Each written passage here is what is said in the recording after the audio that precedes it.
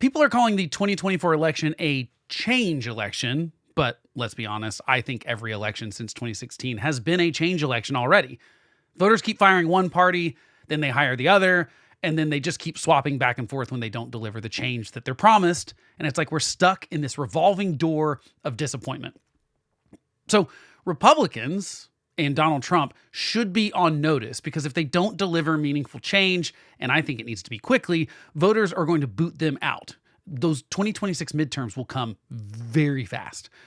So say what you will about Trump, and trust me, I think he's a policy illiterate narcissist who can barely string together coherent sentences explaining what his policy preferences are, because he doesn't have any. But he does have one undeniable superpower. He can get elected Republicans to do anything he wants them to.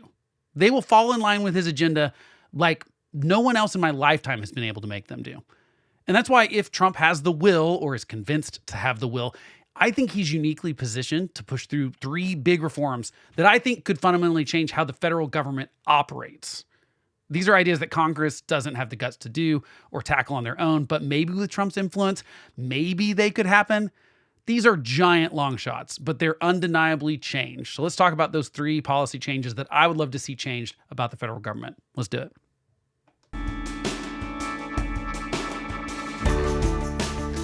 Welcome to The Homeless Conservative, a show about principled politics for exhausted citizens. I am your host, Blake Fisher, and I am a political junkie so that you don't necessarily have to be, although you're welcome if you're a political junkie like myself.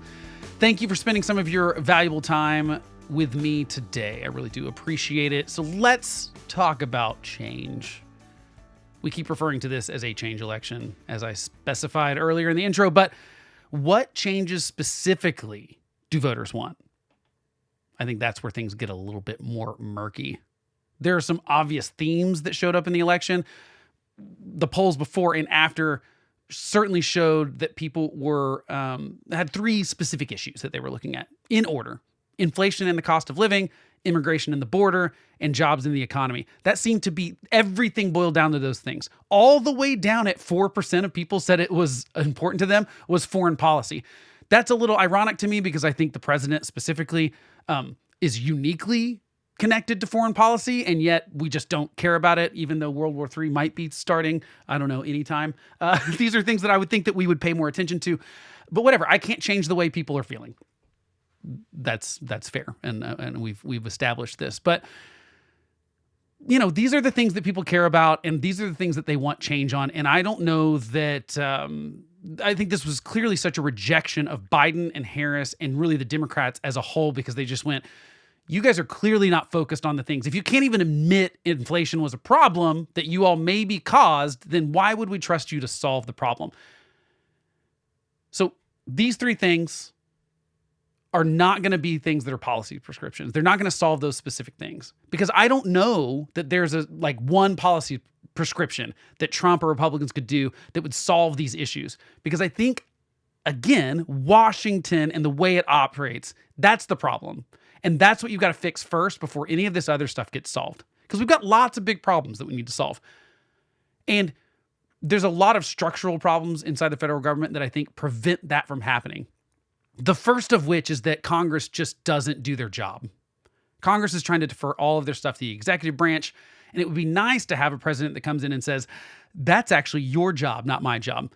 That's a pipe dream, maybe. Maybe no one's ever going to come in and do that. But that's a one specific structural problem that we could potentially fix. But, you know, I'm not the president. So let's think about, it's like, what could Trump do specifically that he has a unique ability to do that other presidents would not be able to do? I think it was clear that Biden became sort of beholden to the very left-wing part of his base, and I think that ruined his presidency. I think if Biden would have been the president that he claimed he was going to be, he's going to be a bridge to the next generation, be a one-term president, be the normal Democrat up there as opposed to all the progressive nonsense that we heard in the 2020 Democratic primary. If he would have done those things, I think he would have done well. I think that he would go down in history as a more consequential president than he will end up going down as. I don't think he has a chance of going down as the consequential president that he thinks he is and that people claimed he was when they were trying to get him to step down and let someone else run, because he kind of screwed the Democrats in a huge way, right? So But if he would have done those things, I think he would have done better with people. But he was kind of, chained to his base a little bit and kind of went a little too progressive on a lot of that stuff. And I think Trump has the ability, the danger of doing the exact same thing. I think for Republicans that are calling this a mandate, when you have a 2-seat majority in the House and a 2-seat majority in the Senate, and several states that Trump won, the Democratic senator won as well, which doesn't happen very often. There were 4 states that happened in. This is not a mandate. This was not a landslide. This was, you squeaked by a victory for a second term because people were so mad at Biden and Harris and the Democrats that they were willing to give Trump a second chance, who they fired 4 years ago. So again, what is Trump's unique superpower? It's that he can get Republicans to do anything for him. They've changed basically every policy. We're not pro-life anymore. We're not small government. We're not for fiscal responsibility. We are now for tariffs instead of free trade. There are all sorts of weird things that have changed over the last 8 years that no Republican in 2012 would have said they were for. But now they are because Donald Trump has told them they have to be. And sometimes that changes in a 24-hour period of time. So these are things that I think it would take someone like Trump to, kind of bully Congress, specifically Republicans in Congress, to do. Again, these are sort of pipe dreams. These are sort of long shots, but let's talk about them. The first thing that I think needs to happen, and this is something that's talked about a lot in sort of policy wonk circles and the little political junkie stuff that I read, but I think we need to enlarge the House of Representatives. So sort of a history here. Back in 1792, the House had 105 seats, and basically they each represented about 33,000 people. We expanded the House several times after that period, but the last time that we expanded it was in 1930. We do this after censuses, and normally there's always a reapportioning of the seats. So for example, in the 2020 census, California lost a seat or two. I can't remember exactly how many. Some other states gained a seat or two. And that's how it works, because as population moves out of one state. But the thing is, we've been at 435 seats since 1930. And in 1930, those 435 seats represented about 280,000 people apiece. So we went from 33,000 at the country's founding to 280,000 constituents per congressman, or member of Congress, I guess now. And now that's up to 770,000. So that's roughly the size. I mean, I live in Oklahoma City. I think we are the 20th largest metropolitan area, or largest city by population in the country, 20th. And we're a pretty small, big city, right? But that's about how many people live in Oklahoma City. It's about 1 million people. So this is a little less than that. That's how much every person in Congress represents. There's no way you can be a good representative for that many constituents. So, because we have like way more people. And by the way, this is just going to keep happening. By something like 2040, it'll be 800 and something thousand people that is representing. So we're not expanding the House at all. And what I think that means is that you end up with a lot of problems. You end up with gerrymandering problems. You end up with a bunch of safe seats. Most of the seats in Congress are totally safe. They're in very red districts, or they're in very blue districts. They're not normally in very purple districts. We see those flip sometimes. Donald Trump made some inroads in like New York, for example, in 2020, several Republican seats that they flipped, and some of those flipped back this time. California has turned a little bit more red in some of those congressional districts. So these things do move a little bit, but the bulk of them are very, very safe.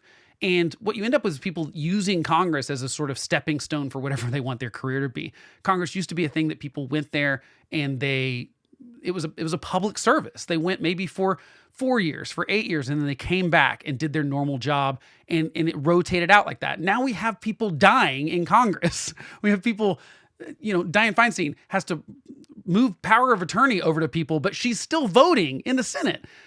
This is crazy. This was never designed to be a place where people go to retire and die and be there for forever. It kind of grossly perverts the incentives for people in Congress. And it no longer makes it about what they do in their district. Representative Cori Bush, who is one of the squad members in Missouri, she got primaried and she lost because her district was like, we don't ever see her. She's never here. She doesn't talk to us. She doesn't take our calls. She's not actually concerned about our concerned. She's just using this as a platform to elevate her brand, I guess. And so she got fired by her constituents. The lesson learned was not that, oh, it's not because she was too progressive. I think her district's very progressive. It's just that they're like, we want to hear from you. We want to see you. We want to be able to talk to you. That's hard enough, even if you have someone that wants to do that job and wants to be back in their district, because it covers 770,000 people, which is bigger than most of the cities in the country. So if the House is supposed to be the most representative body, because that's how the founding fathers built it to be, it's like, that's why we have elections every 2 years for them. Everyone's up for re-election. It's a simple majority to pass something in the House. These are all reasons that it's supposed to be the most reactive to the citizens of the United States. But how could they possibly be that representative, and how could they be that reactionary if they have 770,000 people that they're taking care of? So I think if we increase the House size, there's a few problems that it would solve. You would solve gerrymandering, I think, for the most part, because if you drastically changed the size of the House, you wouldn't have as large area of districts where you're trying to draw lines around certain demographics. I think you could just kind of end up with those demographics with their own representative. It could work out well. I'm not saying there won't be any gerrymandering. It just won't be to the degree that it possibly is right now. There'd be a lot more work that you'd have to do so. I think it would all be, like I said, be more representative of people in the Electoral College. This is something that people, especially on the left, complain about. Because Republicans, for example, Donald Trump in 2016 did not win the popular vote. Now, I do not care about the popular vote. It does not matter. It's not a measurement we should even look at, but it is this thing that people bring up all the time. And they go, well, how is it fair for someone in Wisconsin or Oklahoma to technically have a more outside, their vote counts more than a vote in California when you look at the proportional math of the Electoral College votes compared to the population of those states. And they're not totally wrong about that point. But if you increased the number of House seats and therefore decreased the number of constituents, it would even that out quite a bit. Now, not all the way. I think the math is, I was reading an article earlier because I was doing research for this, and it was theorizing if you doubled the size of the House, voters in Wyoming would be like basically one electoral vote per 200,000 people, and it would be like one electoral vote for 350,000 people in California. Right now, that's like 4x what it is like California to Wyoming, and it would even it out a little bit. But they also have ran some models where they ran the last couple of elections through increasing the size of House, and they've realized that like no party would have more than a 3% swing in any specific state. So it doesn't drastically change it. It's not like when Democrats are wanting to make Puerto Rico and Washington, D.C. states. That's a little different. That's going like, oh, we want to pick two places that will be heavily Democratic and will definitely get their Senate votes. That's what they're trying to do. They're trying to stack the deck. They're not trying to bring any states on that would be Republican in the process. And so this kind of does a little bit of that work for the Electoral College and the complaints that people have about it.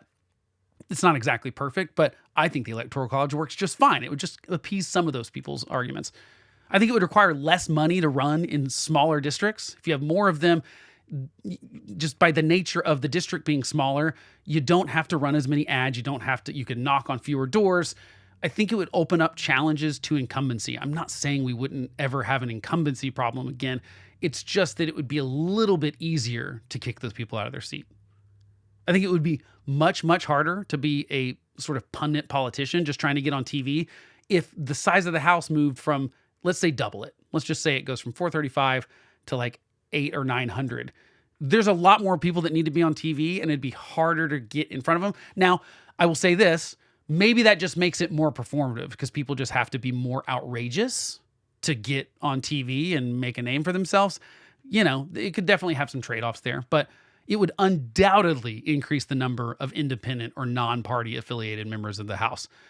We're already seeing this huge swing right now of people deregistering as Republicans and Democrats. There are now more independents than either people registered in Republican or Democrats across the country.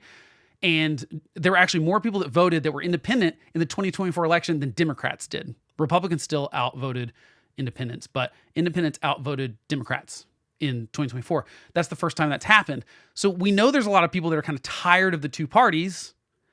it's reasonable to say that they might vote for some people that are also tired of those two parties, and maybe we'd have more representative than just the two parties in Congress. Maybe. I think it would also create more factions within the two parties. You'd really get back into more of a coalition kind of government if you had the Republicans will have to speak to not just one kind of Republican. They're going to have to spread that out a lot more. I think it will do the same thing with Democrats. I think that you will have some more factions. You're going to, which we used to have. This is the whole thing about Reagan's coalition. It was really about the sort of neocons. Neocon now means you're pro-war. That's not what it meant back then. It used to be people that were Democrats that got tired of what the Democrats were doing and switched to be Republicans. And they were these new conservatives, neo-conservatives. Does that make sense? And so we used to have these coalitions that were with people that disagreed with each other, but they decided, okay, there are more factors in this party that I agree with than the other. And so let's work together so that we have a larger coalition, we have more votes, we have more power, we get more things done. I think it would also present an opportunity to have some more niche committees. One of the problems that you see when people argue about this online is, well, where are you going to put all these people? I mean, the committees are going to be huge. And I think we could have more committees and they could be way more niche down. I mean, you could have, instead of like a agriculture committee, you could have a like corn agriculture committee and a wheat agriculture committee. I mean, you could have very specific committees that have people specifically from places that have a lot of constituencies that are that have to do with that committee. I think it would make a lot more sense. Now, part of that is that we aren't actually sending legislation up through the committees like we used to. What used to happen is committees would come up with what the problem is, propose solutions, propose bills, then they would get taken to the floor and then they would move up. Now the leadership basically writes everything and says, here's how you're going to vote on it. And so people like freshman senators and freshman, they have nothing to do. They are not writing legislation. They do not get sort of any say in that. Most of the committees are jokes. The only ones that really work well, I think, are the ones that don't have cameras. That's another problem. That's actually something I would love to talk about solving, but it doesn't fit into this time. But I think we have too much transparency in Congress and it's become a problem. So I think these would be good things. So how big should we make it? Okay, if we went to the 1792 levels, we would need 10,000 representatives, which obviously I don't think we're jumping up to 10,000 from 435 to 10,000. That would be outrageous, right? So if we went back to the 1930 levels, we would need like 1,200. That also seems pretty drastic. I don't love necessarily the idea of having, more new seats than the existing seats. So some have suggested, I read one group that argues they want to add 150 seats. I think if we're going to go for this, you go big. And so I'd say, somewhere in that 800 range. Chuck Todd has a good article about this where he recommends doing 837. And how he got to that was that basically Arlington, Texas is the 50th largest city in the country, and it has a population of 400,000. And he's using that as a measuring stick. Whatever. I don't know that there's a scientific reason we need to pick that number, but 400,000 is certainly better than 770,000. So it's kind of splitting the difference between that. What was it? 220 back in 1930 to 770 now. 400 is in the middle of those two, a little closer to the smaller number. And so I like that. So 837, it needs to be an odd number so we don't have ties. And it wouldn't be quite double the existing number, which means you'd have more existing seats. If we just added whatever the math is between 837 and 435 that I can't do in my math right now, you can do that on your calculator app if you want to. That's how many we'd be adding. And obviously all these would get redistricted. There'd be a big talk about how you got to reapportion them. This does seem like something I'm assuming you would only be able to do. I don't know if you could only do it after a census. This is something I couldn't quite find is, do you have to do this on, does this have to wait till 2030? I don't actually know the answer to that. Someone that has more knowledge of the process. I don't think so though, because we can just use the census. We just use the census numbers from every 10 years. So we would use 2020's census numbers to add new seats. I think that there's an advantage here. I think it would work. So how does this happen? This is not a constitutional thing. It's just a statute that Congress can and has changed over and over again, but they just stopped after 1930. So this is where Trump could have some influence. He could come in and say, Republicans and Democrats, or at least Republicans, I'm forcing you to go along with this. We need more seats. I'm sure we could find a way to let him get the credit for it or say it's good for him. I think that's how you'd make this work, is you'd have to say, oh, this benefits you greatly. You're going to be, I don't know how we convince him it's a great idea for him, because I think that's really the prism he looks through everything through is, how does this affect me? And does it affect, that's, again, the narcissism is a thing with him. But Congress is obviously not interested in increasing the number of representatives that it has in the House of Representatives. And it's not interested in that. It's not interested in taking a pay cut. It's certainly not interested in sharing the spotlight. It's not interested in not being able to maybe gerrymander all of the things so they're in totally safe districts. Some of them are not even interested in going back and talking to their constituents. So Congress is not, it's just like term limits. When people talk about term limits, I'm like, great. I'm not necessarily for or against them. I'm just saying, how are you going to convince Congress to pass term limits on themselves? It just seems like there's not a chance that that's going to happen, because why would they? It's like, are they going to vote down a salary decrease? No, they're not going to vote that. It's not going to happen. It will not happen. So you have to have some sort of outside force forcing Congress to do it. It's like, you're going to lose your job if you don't do this. That has to be the kind of pressure they're getting. They could get that from people, but the voters are just not doing that currently. When you look at the polling on Congress, I think it polls at like 9% approval rating. It's the worst approval rating of all the things we do approval ratings on. I think I saw something that herpes has higher, literally, like in a poll, like has higher polling than Congress does. However, when you change the question, do you like your member of Congress? People go, yeah, I like my member of Congress. Which is really weird. It means that everyone thinks their representative is good, but the whole of Congress is bad. I think that does sort of signify, though, I think what that's signaling is that people they don't think Congress works as a whole. It's not that they think their congressman is bad or even any of the congressmen are bad. It's just that it doesn't work the way it's currently working. So obviously, as I say all the time, every policy, everything, every decision we make in the government has trade-offs, all of them. So what would be the trade-offs of this? So I think there would be. I think depending on how large we make it, they might not be able to fit in the building. That bothers a lot of people.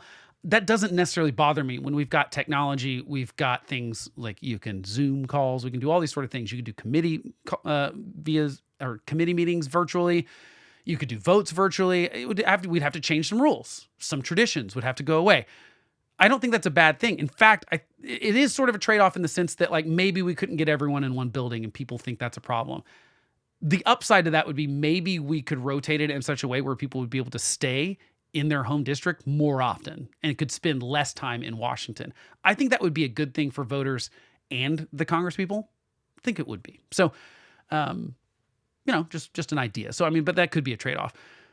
It might further cement the sort of top-down leadership approach. If all of a sudden you have double the number of people in Congress, I don't foresee that that's going to make leadership give up their control and let the committees, let stuff bubble up from the bottom, how it's supposed to work and how it used to work.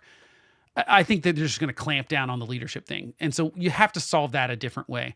I think the only way you're ever going to solve that is with leaders that demand it. I think that you're going to have a Speaker of the House that says, we are changing how this works. And I'm no longer in charge of coming up with all this stuff.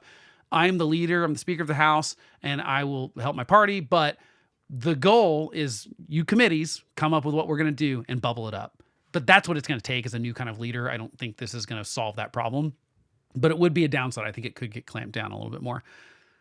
538 is going to need a new domain name and branding because it'll no longer be 538. It'll be 937, or well, I guess it would be 940, 937. Well, I don't know what it would be. It'd be up there now. That would be the Electoral College now. It'd be much larger than the 538 that it is now. That's how we get to 270 to win. So they'd be out of domain name and a branding. I don't know that that's an actual trade-off, but it's just something to think about. We'd have probably higher cost. Obviously, if you're doubling the number of congressmen, you're going to double salaries and staffing and building needs and all sorts of infrastructure. But if we got a better functioning government, would that be worth it? I think I'm willing to spend some money to have a functioning government.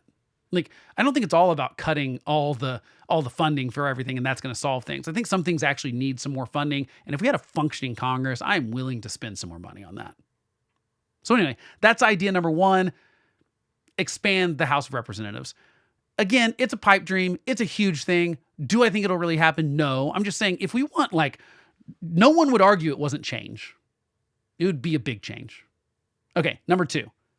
I think we should move the center of our federal government out of Washington, D.C. I'm not saying it won't still be the capital. It can absolutely still be the capital. I think Congress is going to be there. President's going to be there. Pentagon's going to be there. You know, all the stuff that needs to be there is going to be there. But is there really a reason that, like, the Department of Agriculture isn't in the middle of Nebraska or somewhere, you know, where the farms are?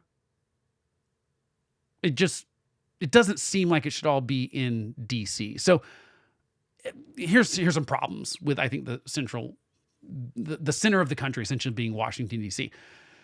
We got a lot of wasted resources there. We've got things like remote work, like I mentioned, and a lot of those federal workers are working remote. That's currently a thing that the DOGE, the Department of Government Efficiency, which is not a real department, but, you know, this is the exciting thing that Republicans are working on to cut government waste and fraud and abuse. And look, I wish them well. I would love for them to cut waste, fraud, and abuse. I think Elon Musk is dreaming that he thinks he can cut $2 trillion from the budget. I don't think that's going to happen when you can't touch Social Security benefits, or you can't touch the Pentagon, or you can't touch it's just not going to happen. Frankly, there's just not enough money to cut. You could cut all the spending and it wouldn't be $2,000 worth of the budget. But I mean, I do want the government to work more efficiently. I do want to get rid of waste. And one thing we're wasting is office space right now in DC. I think the estimate is $8 billion we spend a year on maintenance on buildings that don't have people in them. That's stupid, okay?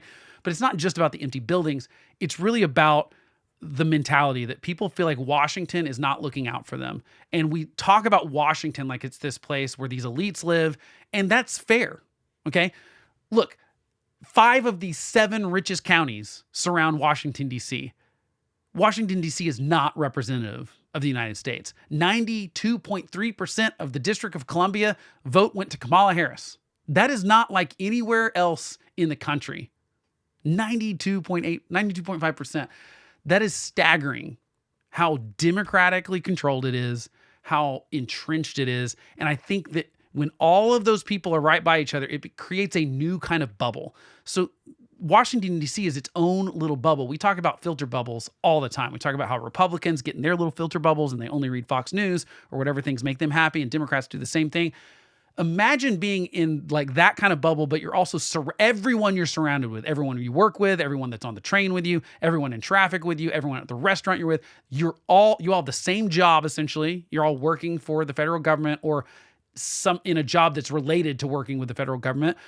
Like, it's a real problem. I think that needs to get spread out. And I don't even think it has to make sense where, for example, like I said, the Department of Agriculture is where the agriculture is. That's like that just makes more sense. I'm not saying we can't have an office in DC, but I think we should move these things throughout the country.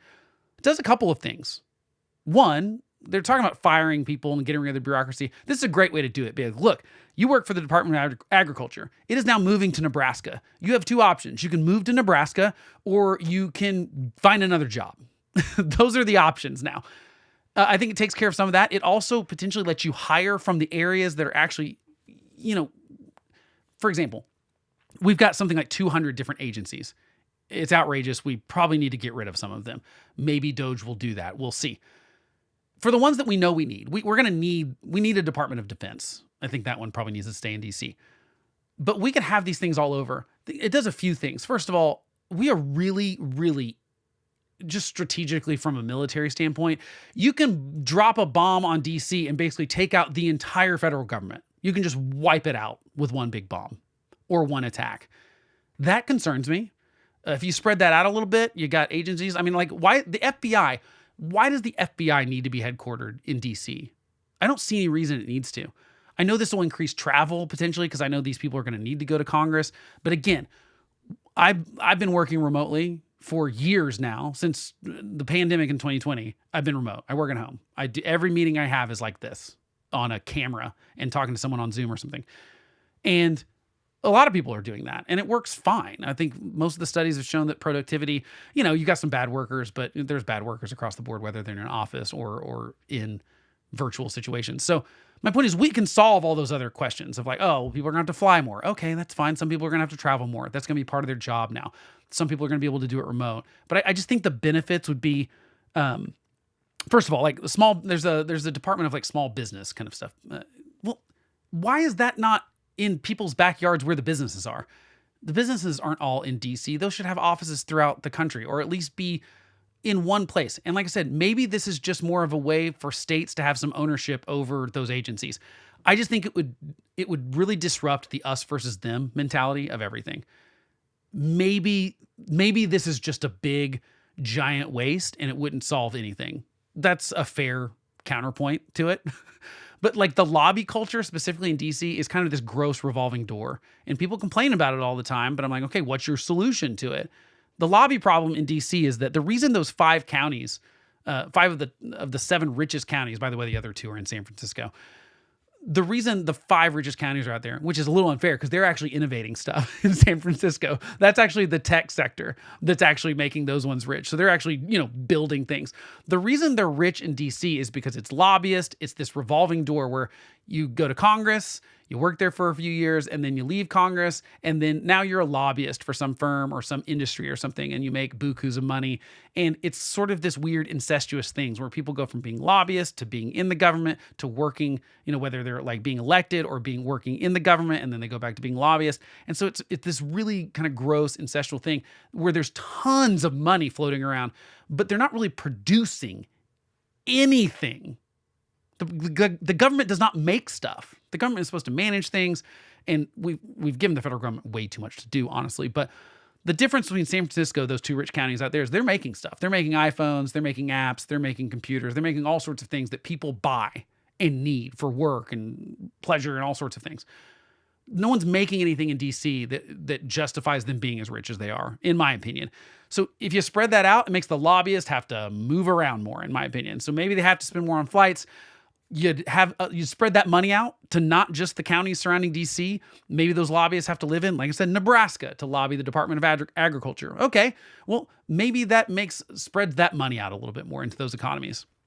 I just think we need to break up that bubble. I think DC is this own weird sort of rotting thing, and it's clearly an us versus them thing. People are saying Washington doesn't work for us. They did that in gigantic numbers in this election. And I think this would make it a little bit better. It's not, the end of it. So what are the cases for it? Like I said, I think there's economic and cultural benefits. I think that, I think this spreads those high paying federal jobs across diverse regions instead of them all just being in DC. Because some of these jobs pay a lot. I think Anthony Fauci was making $450,000 a year at the end of his being at the National Institute of Health. That's a lot of money. The president, we only pay, I don't think we pay the president that much. So, the bureaucrats make a lot of money. They can. So let's spread that out a little bit. I just think it just feels like I said, an us versus them thing. It kind of addresses the bubble situation. I don't know how you practically do this. I think you've got to identify which ones you want to move. I think you've got to then say, where does it make sense for them to practically be? I think sometimes it depends on the agency. I think sometimes they could just draw cities out of a hat. They could just be like, all right, Department of Education, you are going to Houston, Texas. I think that's fine. I don't even care if that's how they do it. I think there's some that obviously need to stay in DC. But again, I think we could do it. We could leverage remote work. I think there's lots of ways that we could do this. And I agree, some of these agencies need to go away. I think the executive branch is way too big. It's in charge of way too many agencies. We've let some of these agencies outlive their usefulness, and they need to go away. And I hope that Trump can do that. I hope that Vivek Ramaswamy and Elon Musk, I don't have a lot of faith that they can do this thing because they have zero power. This is essentially a consulting firm that gets paid no money to tell Trump and Congress what to try to do to create efficiency in the government. So I don't have a lot of high hopes, but I do hope that they go, look, this agency is totally ruinous and stupid, and we should get rid of it and fold their workers into this other thing or fire them or whatever. Here's sort of an analogy that I think makes sense. So, and I think sort of contributes to what has gone wrong in Washington.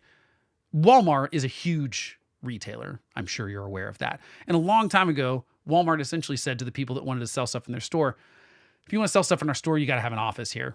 So places like giant companies, if you're Procter and Gamble and you want to sell their stuff at Walmart, you need to have an office near our office so that we don't have to fly to you. We just go next door and talk to you. Makes sense. And they had the power to do that. That's essentially what Washington, D.C. is now. It's like Walmart. It's just this gigantic place that has enough power to say, you have to come here to get your way. And so people that's what lobbying is. It's companies and industries paying super tons of money to send someone to Washington, D.C. to like rub elbows with congressmen and make friends and do that kind of stuff for them. So it's essentially the same thing that's happening in Washington right now. And I think that just needs to spread out, because I think when all that money congregates in one area, it just adds for corruption and graft and all sorts of bad things. Okay. Now, I'm sure there are trade-offs. I'm sure there's a lot of trade-offs, because this is one of those kind of half-baked ideas. But there'd be a huge cost to moving agencies. Fully aware that would be a big cost. But I do think potentially, do the benefits outweigh that cost? And I think so. And by the way, it's a one-time cost potentially. So I like one-time costs with the government. Most of our costs just recur over and over and over and over. And like every temporary spending program becomes permanent. Everything that's temporary is permanent in government. So a one-time move fee, I'm okay with that. One argument that some people are saying is that, you could just remote work those and do the same thing. Yes and no. I don't think the remote thing works completely, because like I said, it's not taking the centralized power out of that one city. Still, all of it is in DC, and that's where anyone's going to go for any kind of in-person meeting. And I think that's what needs to change, is you got to be able to change where those decisions are being made throughout the country. I just think that the remote thing doesn't exactly work for that, because it's still all being connected to DC. So do I think that's going to happen? Again, no, I don't. But I think that Trump is uniquely capable of suggesting that we do such a thing and convincing Republicans. And by the way, this is, again, something that Congress has the power to do. This is not a constitutional thing. This is not, I'm sure the executive branch has something to do with it, but because obviously they're in charge of those agencies and stuff, but I'm sure this is a congressional thing. And so I think between the executive branch and Congress, they could get this done. So I think we got to challenge the assumption that everything has to be done in Washington. And, that made sense when we were 13 colonies, that really was the middle of those colonies. The capital was in Philly for a second, and that was a little north, and they eventually moved to DC. That was centrally located in the 1700s. It is not now. It's the East Coast, and there's certainly a coastal versus the middle of the country sort of mentality. I think some of that could go away, and it would do a lot of help to get rid of the us versus them mentality. Okay, that's the second one. The third one. I think we need to change campaign finance rules, but not the way you think that I think we should change them. People complain all the time about money in politics specifically. And I think my problem with that mentality is that it makes money out to be evil or the problem. And I don't think that's the right way of framing what's going on, because money's just like a tool for it, and it's necessary for campaigns, and campaigns do get more expensive. And I'm not saying it's not ridiculous what we spend, especially on, these federal races like the president. Kamala Harris spent over $1 billion, maybe even went to debt. There's some discrepancies there. I don't know if they actually lost money or not, but they spent a ton of money and have nothing to show for it. And it's especially kind of gross when you think about she spent $1 billion. And now that some of these campaign people are coming out on podcasts and talking about like, we saw in polling that we were going to get hammered and we were going to lose. Well, then you go, okay, is it okay for you to continue asking for money from people and then spend it? By the way, this money, when it gets spent, and we like to think that it just like, it's the cost of doing business and running a campaign, and that's flyers and all sorts of things. No, a lot of it is ad buys, and a lot of the consultants that work with campaigns get a cut of that. So some of these people that worked for these campaigns made like generational wealth levels of money. I'm talking hundreds of millions of dollars for running a campaign. That seems wrong to me. This is not me. I'm just, because that's a direct, you're taking money from people and then, oh, well, now let's buy an advertisement and I'm going to get a cut of that. And now I make a bunch of money and it's off the backs of these people that are giving to a campaign that they think is fighting, a fascist dictator. So there are problems with the way we do campaign finance. But when most people say we need campaign finance reform, what they want to do is take the money out of politics. They say we need less money in politics. I hate to break it to you. That's just not going to happen. We're not going to get less money in politics. It's going to keep going up until people feel like they have not gotten a return on that investment and stop giving money to the campaigns, which doesn't seem very likely for a couple of reasons I'll get into in a second. We're not going to spend less money. So what you've got to look at is like, okay, where's the money coming from and how is it being spent and who has the money? Because I think that's more important to talk about. Campaign finance laws, I think, had the best of intentions. We have a famous one in the 2000s, what is commonly referred to as the McCain-Feingold Act. That really has a more normal name that I can't find. What was it called? I can't find that right now in my notes. But the point was they limited the amount of money that you could give to parties and to campaigns and candidates.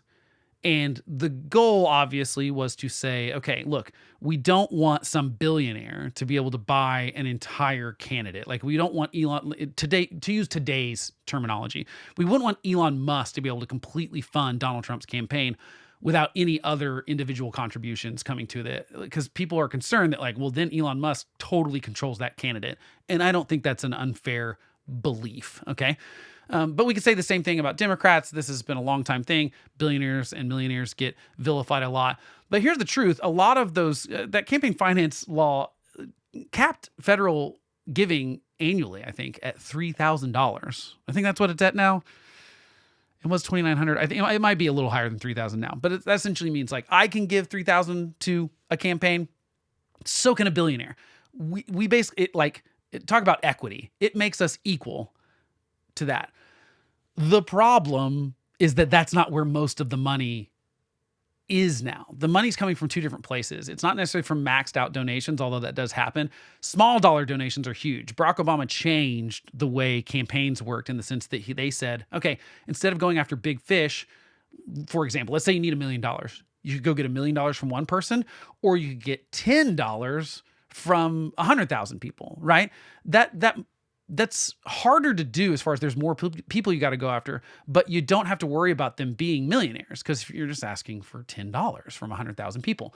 And most people are willing to give $10 to a campaign of someone they really believe in. Almost everyone has $10 that they could give to. The problem is the best way to get small dollar donations is through fear and outrage. I'll try to link to it in the show notes, but there's an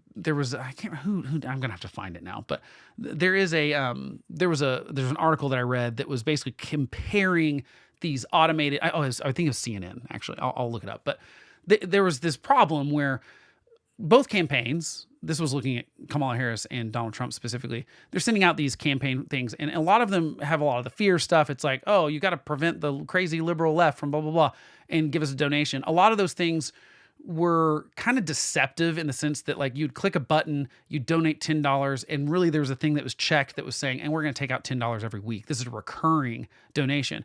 And it was sapping people for literally some people that were like retired and did not, maybe even had dementia and things like that. And it was sapping them of like hundreds of thousands of dollars, in some cases, millions of dollars. And that's kind of one gross aspect of it, but there's also just the need for these people to go like, the world is ending if you don't give me $20. That's what a lot of these campaigns are. It's like, Donald Trump is a fascist, scary guy, and you're never going to be able to vote again. He's going to take away your rights. The best way to defeat him is for you to give me $20. And so, because you can't use logic and reason. That doesn't work as well. To get 100,000 people to give you $10, you gotta amp it up a little bit. So I think it's made our politics more gross and more Flight 93 election kind of situation where this is going to be the last election ever. And I think the small dollar donations have their own problems, and so do the big ones. And then the elephant in the room that we haven't talked about yet is that super PACs can accept and spend unlimited amounts of money. And some people think that's terrible. That's fine if that's your opinion, but here's the thing. It's the law of the land, because the Supreme Court ruled in the Citizens United case that that's the way it is. Money is speech, is what they said, and you cannot restrict someone's speech rights, and you cannot restrict their ability to spend money if they're a private entity on political issues. So let's talk about that case for just 1 second, because it's highly misunderstood. Citizens United was a nonprofit, and they produced a documentary that was critical of Hillary Clinton, and this is when she was running in the Democratic primary in 2008. So while attempting to distribute this film through video-on-demand services, they were told it was illegal to do so because the McCain-Feingold Act, here's my notes, the Bipartisan Campaign Reform Act, which was more commonly referred to as McCain-Feingold, which is why I didn't know it was called the Bipartisan Campaign Reform Act. It prohibited corporations and unions from funding electioneering communications close to an election. So in the court case, when they're arguing this, the federal government against Citizens United, because Citizens United is trying to say, no, we made this documentary. Yes, it's critical of Hillary Clinton, but it's our free speech rights. You can't tell us we can't distribute a film. It's free speech. And they're saying no. The government's saying no. That's a campaign. You are financing a campaign, so that counts as a donation, and you can't donate that amount of money as a corporation or as a and you can't do any of this stuff with your own money.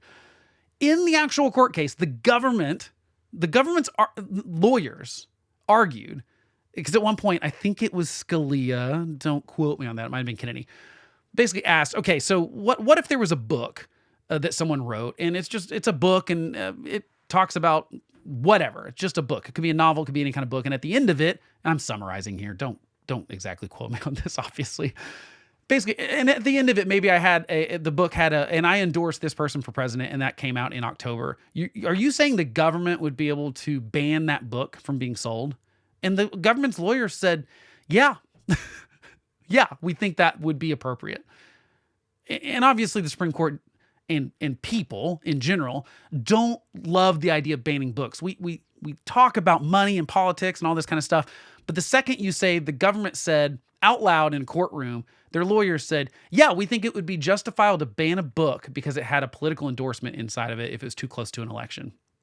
And the Supreme Court voted 5-4. They said, no, we're not with this. We think money is speech, whether it's being spent even if it's being spent by a corporation, you can't restrict that speech. And corporation, keep in mind here, this is where people get off the rails and they say, oh, the Supreme Court said that corporations are people. No, that's not what it was saying. First of all, Citizens United was a nonprofit, and they paid for this film themselves, and then they just wanted to distribute it. They want people to see the film because they did want to influence. They wanted to tell people, we don't like Hillary Clinton. We think this is why she's bad. This is why you shouldn't vote for her. And the Supreme Court rules that, yeah, that's their money, and just because they're a corporation, that's their speech. You can't restrict a corporation's speech any more than you can restrict a person's speech, because the corporation is just people. It's just a group of people. Now, some people are up in arms about that and hate that, whatever. We can argue about that at a different time. Justice Kennedy specifically wrote, political speech does not lose First Amendment protection simply because its source is a corporation. So therefore, the ruling allowed corporations or unions to spend unlimited amounts of money on independent political campaigns as long as they didn't coordinate directly with candidates or campaigns. So essentially, from there on, that was 2010, PACs, which you hear about all the time, super PACs, which are political action committees, and the campaigns themselves. So Donald Trump, there's his campaign that you can donate to, or you can also donate to all these different PACs that support him. They were not allowed to coordinate at all. Now, do we believe for a second they're not ever coordinating?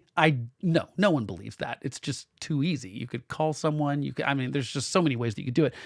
The new campaign finance actually says that they can coordinate a little bit. They can coordinate on some specific issues, like specifically get out the vote campaigns, so that like a PAC's not trying to get out the vote on they're not knocking the same doors that the campaign is. They can coordinate on that kind of stuff, but they can't coordinate about ads or language or anything like that. What this has meant is that PACs have all the money because you can donate unlimited amounts of money to them, and they can spend unlimited amounts of money. So it doesn't really matter how you restrict the candidates. It doesn't really matter how you restrict the parties, because these PACs have all the money, and therefore they get to spend all the money. And some of those PACs are specifically anti a candidate, like the Hillary Clinton situation, That comes with its own kind of problems. Some of them are very single issue, like, for example, a PAC that has to do with abortion. Like, that's going to be their only thing they care about. And to get the money, to get the support of that PAC, the candidate's going to have to be more extreme in their views to match that PAC to get that money. So I do think it's perverted some of the ways that we do politics. And my solution for it is to let the parties have unlimited money too. Not the candidates necessarily, the parties. And here's why I think that would work well. People think the two-party system's broken. People think the two parties have too much control, too much power. I argue they don't have any power when it comes to the parties. If the Republican Party had any power to select its nominees, it would not have allowed Donald Trump to win in 2016. It just wouldn't have allowed it. If they had any kind of power whatsoever, wouldn't have happened. Same thing with Democrats. They would not have let Bernie Sanders sniff the nomination in 2016 against Hillary Clinton if they had any power to stop it from happening. The parties have none of this power because you cannot give unlimited money to parties. Now, some people are doing PACs within those parties. So like I think Schumer has a PAC and it spends money on electing senators. So it sort of functions a little bit like that. But I say give it to the parties. Don't give it to the PACs. Let's let the parties have some control over who gets into their party.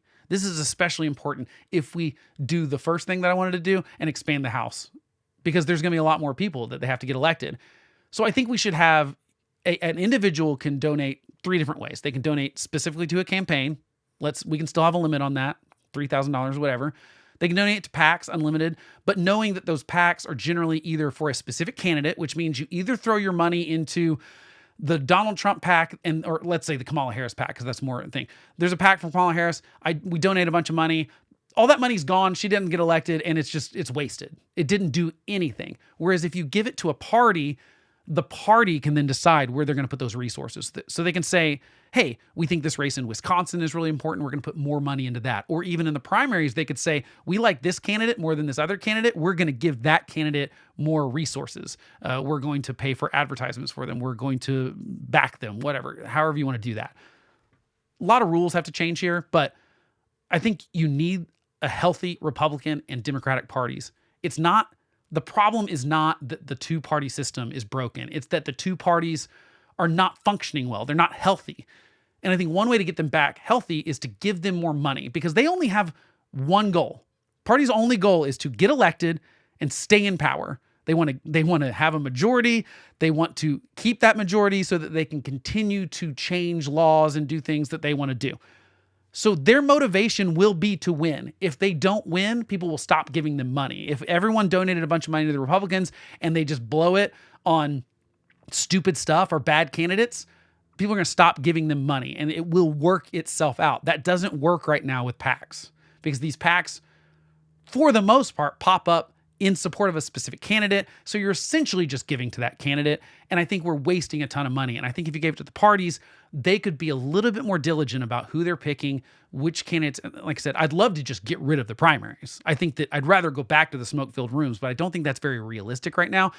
And it's not something that can change with just Congress passing a law, because there are state party apparatuses and all sorts of weird things that you have to get into to change elections at the county and the state levels that I don't think is going to happen. And I also don't think the American people have the appetite for not being able to vote in primaries. But I would like to see the primary candidates get better and more moderate. That's not going to happen if the parties themselves don't have some control of it. You would not have an AOC if the Democrats had more power. They would not have let their number 3 guy get primaried by a 27-year-old Democratic socialist. They just would have said, no, we're going to pour all our resources into making sure that doesn't happen. And I think that would be a good thing. They're going to make mistakes, and they will get punished for it, and they will not get donations. And if they continue to lose, but I think that the party's motivation should always be to be better and healthy because they want to win. And I just think PACs are not the answer for this, although I think they're completely legal, and I think the Supreme Court got the decision right in Citizens United. I absolutely think they did. So, those are my 3 ideas. I don't think that these are super realistic, like I said. I don't think that these will happen. I don't even think they're on Trump's radar or Republicans' radar. But I do think these something drastic needs to change. They're just like, without a doubt, we've got to change something drastically, or people are just going to keep doing this. This is not the first time this has happened. In the late 1800s, we had a similar, I think we had 5 presidents in a row, including Grover Cleveland with non-consecutive terms. So I don't think this is over. I think Republicans are foolish to think that they're just going to knock it out of the park and this is a winning coalition for a long time. I think that they're just as likely to screw this up within 6 months, just like Biden did within 6 months, and never recover from a low approval rating. And voters will just give the House and the Senate back to the Democrats in 2026 and potentially the White House in 2028. So if you really care, if you really think the Democrats are a threat, and I think they are, I think they have terrible ideas, and you think that Washington doesn't work like clearly most voters do, I think we got to change the way Washington works at really big levels, not tweaking at the margins. I think it's gotten way bloated. I think Donald Trump specifically can be that wrecking ball if he wants to be. I don't know if he can stay focused for long enough to do that. Like I said, he's not. I'd much rather it be someone with ideals and principles and political, some sort of ideology. And I just don't think he has that. But maybe the people around him could convince him to do it. So like I said, these are pipe dreams. I don't expect these to realistically happen, but I do think that they would make big sweeping changes, and they're things that Congress could do right now. It doesn't require constitutional changes. It doesn't require buy-in from the rest of the country. It literally, and I think that you could also get bipartisan support for some of this stuff. Democrats are going to, sorry about that. Democrats are going to go kicking and screaming, moving the bureaucracy out of D.C. because the bureaucracy is kind of a Democratic thing for sure. I don't think they would like that, but I think you could get them to go along with the other ones potentially, like I said, because Republicans have the House, they have the Senate. Trump can bully Republicans in the House and Senate to do almost anything he wants. It would just be nice if the thing he wanted would actually work. That's it for me today. Thank you for joining me on this episode of The Homeless Conservative. I really do appreciate you spending some time with me. If I could ask you one thing, it would be to go rate the podcast wherever you listen to it. That really helps me out. If I could ask you for 2 things, go to thehomelessconservative.com and sign up for the email list so I can send you stuff when I do things. And that would help me a lot. It really does mean a lot when you share this with your friends. So do that as well. So that's 3 things. Sorry, I'm asking you for 3 things. So I don't think I'm going to have an episode for the rest of the year. I think it's the last episode for the year because next week, Christmas is on a Wednesday. Who really wants to listen to a political podcast the day after Christmas? I don't think anyone does. So I don't think I'm going to release an episode. And same thing with New Year's Day. New Year's Day is on Wednesday, and therefore the next day I probably won't release an episode. Am I realistically going to be working on an episode all day on New Year's Day? No, probably not. So I think this is the last one of the year, which means Merry Christmas, Happy New Year, all those things. I hope you get to spend time with friends and family and have a good time, stress-free, hanging out, playing games, doing whatever you do on the holidays. I will be eating lots of food and hanging out. That's what I'm going to be doing and working on how to make this podcast better for the next year for you as we get into Donald Trump's inauguration in January. We'll come back from the break and we'll be into it. So thanks for joining me. Look forward to hanging out with you in 2025. I'll catch you next time.